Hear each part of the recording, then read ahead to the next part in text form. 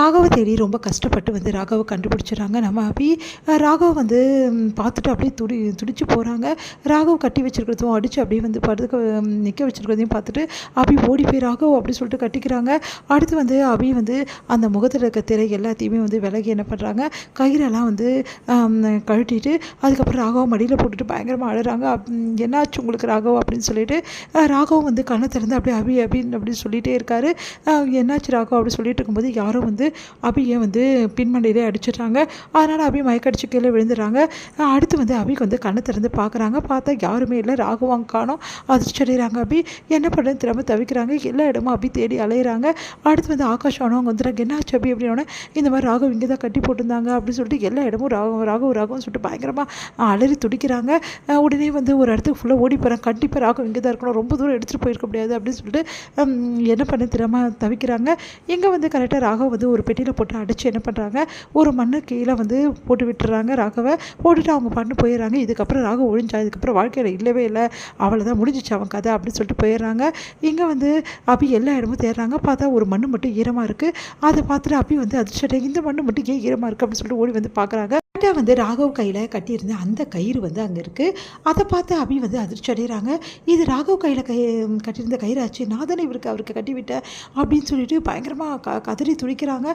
அந்த மண்ணை வந்து ஃபுல்லாக வந்து கையாலேயே வந்து ஃபுல்லாகவே தோன்றாங்க. ஆகாஷெல்லாம் ஓடி வந்து என்ன ஆச்சு அப்படின்னு சொல்லி சொன்னோன்னே இங்கே தான் வந்து எனக்கு பயமாக இருக்குது அப்படின்னு சொல்லி சொன்னோன்னே தோண்டி எடுக்கிறாங்க. பார்த்தா ராகவ் வந்து உள்ளே இருக்கார், உயிருக்கு போராடிட்டு இருக்கார் ராகவ். உடனே வந்து அவர் வந்து மூச்சு காத்து குத்து நம்ம அபி வந்து காப்பாற்றுறாங்க. அடுத்து ராகவும் கண்ணை திறக்கிறாரு. அப்படியே அபின்னு சொல்லிட்டு அப்படியே கட்டிக்கிறாங்க. ராகவ் அப்படின்னு சொல்லிட்டு பயங்கரமாக கதறி அழறாங்க அபி.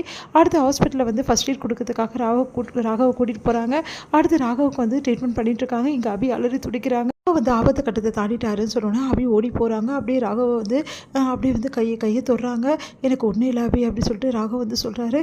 சாரி ராகவ், நீங்கள் எவ்வளோ கேட்டிங்க, நான் சொல்லவே இப்போ சொல்கிறேன் ராகவ், என் மனசு ஃபுல்லாக நீங்கள் தான் இருக்கீங்க Raghav, I love you Raghav, I love you so much Raghav அப்படின்னு சொல்லிட்டு அப்படியே வந்து உச்சி முகர்றாங்க. நம்ம வந்து அபி அடுத்து வந்து இதுக்கப்புறம் நம்ம வாழ்க்கை நம்ம நல்லபடி வாழணும், உங்களை யார் இப்படி பண்ணாங்களோ சரி அவங்கள நான் சும்மா அப்படி விடமாட்டேன் ராகவ் அப்படின்றாங்க.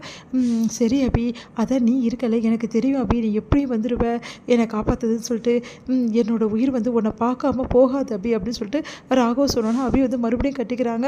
அடுத்து வந்து இங்கே என்ன பண்ணுறாங்க, அனுவும் வந்து ஆகாஷும் வந்து நல்ல காலம் ராகவ் கிடச்சிட்டா அப்படின்னு சொல்லிட்டு அவங்களும் அழறாங்க. ராகவ் இப்போ பரவாயில்லையாடா அப்படின்னு சொல்லிட்டு ஆகாஷ் வந்து மனசு வந்து கஷ்டப்பட்டு அழறாரு. டே எனக்கு ஒன்றும் இல்லைடா, குழந்தை மாதிரி அழறாதா அப்படின்னு சொல்கிறாரு.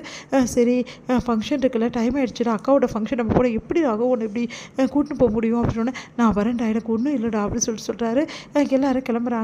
இங்கே வந்து கண்டிப்பாக இந்த ஃபங்க்ஷன் நடக்க போகிறதில்ல, இதுக்கு இவ்வளோ அலங்காரம் இவ்வளோ பேர் கூப்பிட்ருக்காங்க, நடக்காத ஃபங்க்ஷனுக்கு இதெல்லாம் தேவையா அப்படின்னு சொல்கிறாரு. அதை கேட்டுட்டு வந்து யோசிக்கிறாங்க. முரளி, கிருஷ்ணா ஏன்டா இப்படி சொல்கிற அப்படின்னு சொல்லிட்டு கேட்குறாங்க. ஆமாம் பின்ன ராகவ் இதோட மேலே போயிட்டான் அப்படின்னு அதிர்ச்சி அடைகிறாங்க. நீ என்ன சொல்கிற அப்படின்னு நடந்த விஷயத்தையெல்லாம் சொல்கிறாரு முரளி. அதை கேட்டு சுந்தரி பயங்கரமாக அதிர்ச்சி அடைகிறாங்க. என்ன முரளி இப்படி பண்ணிவிட்டு, ஏதாவது பிரச்சனை வந்து அதெல்லாம் பார்த்துக்கலாம் அத்தை, நான் தான் இருக்கேன்ல, இதுக்கப்புறம் அவன் ஒழிஞ்சான், இதுக்கப்புறம் எந்த பிரச்சனையுமே கிடையாது, ஃபங்க்ஷனும் நடக்காது ஒன்றும் நடக்காது, இவங்கெல்லாம் காத்துலேருந்து ஃபங்க்ஷன் நேரம் முடிஞ்சோட போக வேண்டியதான். ஃபங்க்ஷன் நேரம் முடிய போதுமா, ஒன்றும் யாருமே காணுமே, இல்லை என் தம்பி எல்லாருமே இல்லாமல் நான் எப்படி ஃபங்க்ஷன் பண்ணிக்க முடியும், அதனால் ஒத்துக்க மாட்டேன் அப்படின்னு சொல்லிட்டு அஞ்சலி அடம் பிடிக்கிறாங்க. இவ எப்படி ஒத்துக்க மாட்டா, எப்படியும் ஃபங்க்ஷன் நடக்க போது சந்தோஷமாக இருக்காரு. பார்த்தா கடைசி நேரத்தில் ராகவ் வந்து அபி ராகவ் எல்லாருமே வராங்க. அப்படி பயங்கரமாக அதிர்ச்சி அடையாரு. உயிரோடு வர ராகவை பார்த்துட்டு இவன் இப்படி உயிரோடு வந்தான் அப்படின்னு சொல்லிட்டு ஒன்றும் புரியாமல்